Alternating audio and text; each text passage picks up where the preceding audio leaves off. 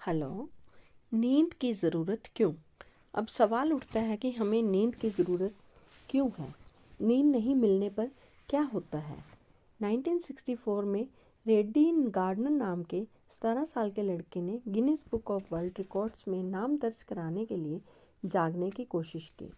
वह 264 घंटे यानी लगातार 11 दिन तक जागता रहा। बाद के परीक्षणों में स्पष्ट हुआ कि उसे कोई स्थायी नुकसान नहीं हुआ था। बहरहाल, जब वह खुद को ज़बरदस्ती जगाए रख रहा था तो उसके सोचने की प्रक्रिया में कमी आ गई। उसके शब्दों का उच्चारण अस्पष्ट हो गया। उसकी याददाश्त भी गड़बड़ा गई। बाद में उसमें दृष्टि भ्रम भी होने लगा। वैसे तो लंबे समय तक कम नींद लेने वाले ज़्यादातर मनुष्यों को बुरे परिणाम नहीं मिलते, लेकिन इसके गंभीर प्रभावों से भी वे मुश्किल में पड़ सकते हैं। National highway traffic safety administration के अनुसार नींद संबंधी समस्याओं के कारण प्रत्येक साल 2 लाख दुर्घटनाएं होती हैं। 5 में से एक ड्राइवर गाड़ी चलाते समय कभी कभार झपकी ले लेता है। इसी वजह से दिन की बजाय रात को दुर्घटना की आशंका 5 से 10 गुना बढ़ जाती है। वॉलंटियर्स के साथ किए गए प्रयोगों से पता चला कि थका हुआ मस्तिष्क नींद के लिए इतना व्याकुल रहता है कि वह इसे पाने के लिए कोई भी बलिदान देने को तैयार रहता है। प्रयोग के दौरान कुछ घंटों की नींद की कमी के बाद वॉलंटियर हल्की झपकी लेने लगे। ऐसा 1 घंटे में 3-4 बार हुआ। इस दौरान असली नींद की तरह उनकी पलकें बंद हो जाती थी और उनके मस्तिष्क की तरंगें धीमी हो जाती थी। पहले तो ये झपकियाँ सेकंड्स के हिस्सों तक सीमित रही, लेकिन जब नींद की कमी के घंटे बढ़ते गए तो ये झपकियाँ ज़्यादा बार आईं और ज़्यादा समय तक चलती रही।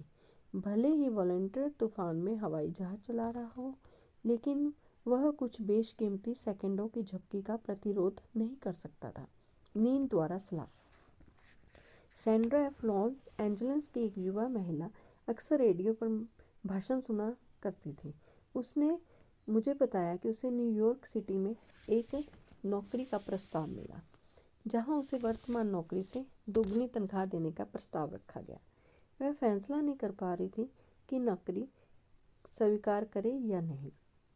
उसने सोने से पहले इन शब्दों में प्रार्थना की कि मेरे अवचेतन मन का रचनात्मक ज्ञान जानता है कि मेरे लिए क्या सबसे अच्छा है। इसकी प्रवृत्ति हमारे जीवन की ओर है और यह मुझे सही निर्णय बताता है, जिससे मुझे और सभी संबंधित मनुष्यों को लाभ पहुंचेगा। मैं उस जवान के लिए धन्यवाद देती हूँ जो मैं जानती हूँ जो मुझे मिलेगा। उसने सोते समय इस आसान प्रार्थना को लोरी की तरह बार बार दोहराया।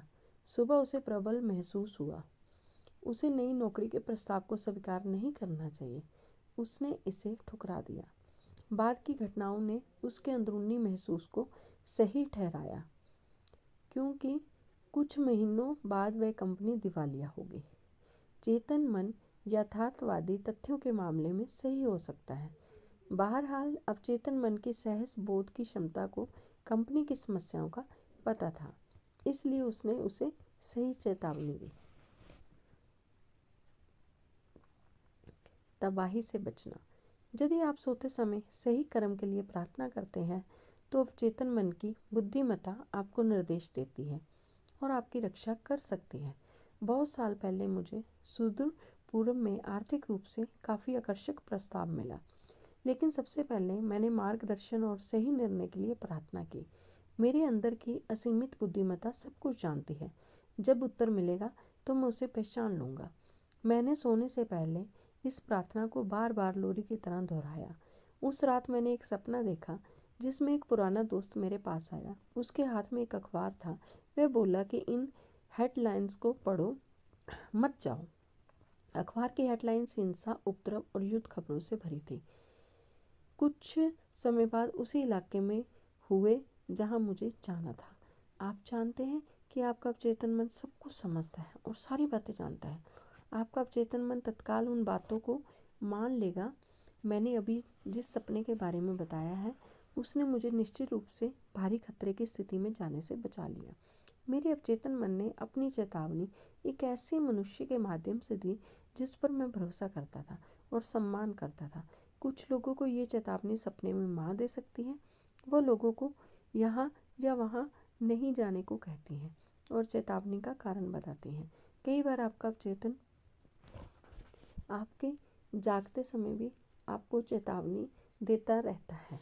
आपको लगता है कि आपने अपनी माँ या किसी अन्य प्रियजन की आवाज़ सुनी है। आप रुककर मुड़ते हैं और इसके स्रोत की तलाश करते हैं। बाद में आप पाते हैं कि लेकिन उसी रास्ते आगे गए होते तो खिड़की से गिरने वाले सामान से आपका सिर फूट सकता था। आपका भविष्य और अवचेतन मन।